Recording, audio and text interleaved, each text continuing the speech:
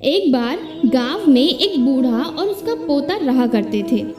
बूढ़ा रोज सुबह जल्दी उठकर भगवत गीता पढ़ने लगता था। उनका जो पोता था वो उनसे बहुत ज़्यादा प्रभावित था। अब जब वो बहुत ज़्यादा प्रभावित था तो उसे भी जैसा जैसा दादाजी करते थे वैसा वैसा करने का मन करता था। तो वो भी मेज पर बैठ करके रोज भगवत गीता पढ़ना चाहता था, पढ़ने की कोशिश करता था। एक दिन पोता अपने दादाजी के पास गया और पूछा, दादाजी मैं आपकी तरह रोज मेज पर बैठकर भगवत गीता पढ़ने की कोशिश करता हूँ, लेकिन आधे से ज़्यादा तो मैं समझ ही नहीं पाता, और जो समझ पाता हूँ वो किताब बंद करने के बाद मैं भूल जाता हूँ। अगर जो मैं पढ़ता हूँ वो मैं भूल जाता हूँ तो भगवत गीता पढ़ने से मुझे क्या लाभ होता है। तब दादाजी एक कोयले की टोकरी लिए हुए थे। उन्होंने अपने पोते से कहा, जाओ नदी किनारे जाओ और मेरे लिए इस टोकरी में पानी लेके आओ। दादाजी ने जैसा कहा पोते ने वैसा ही किया, लेकिन जैसे ही वह घर पहुंचा टोकरी तो खाली हो गई थी। दादाजी ने मुस्कुराते हुए कहा, वापस जाओ और नदी से पानी लेके आओ, लेकिन इस बार थोड़ा तेज चल के आना। लड़का मान गया और इस बार नदी से पानी लेकर के वो जल्दी जल्दी तेजी भाग करके अपने घर आया, लेकिन इस बार भी उसका सारा पानी सूख चुका था। अब लड़के को गुस्सा आ रहा था।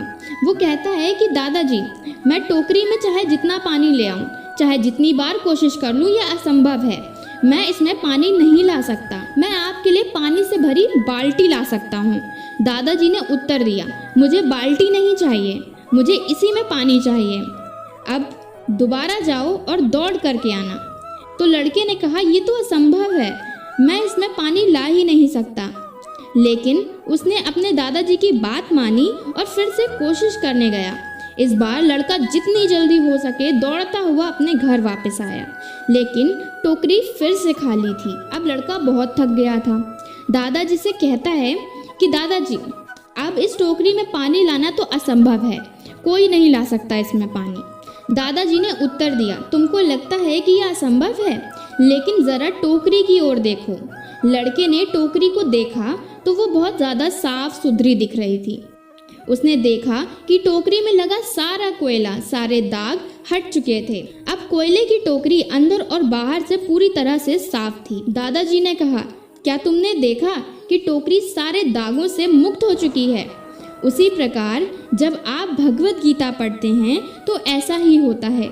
आप अपने सारे पीड़ाओं से, अपने सारे गंदे विचारों से, अपने सारे दागों से मुक्त हो जाते हैं।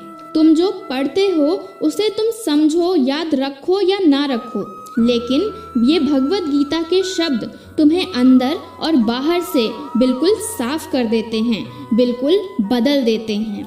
तो क्या आप भी भगवत गीता पढ़ना चालू करेंगे? हमें कमेंट सेक्शन में ज़रूर बताइएगा। यहाँ तक वीडियो देखने के लिए आपका बहुत बहुत धन्यवाद।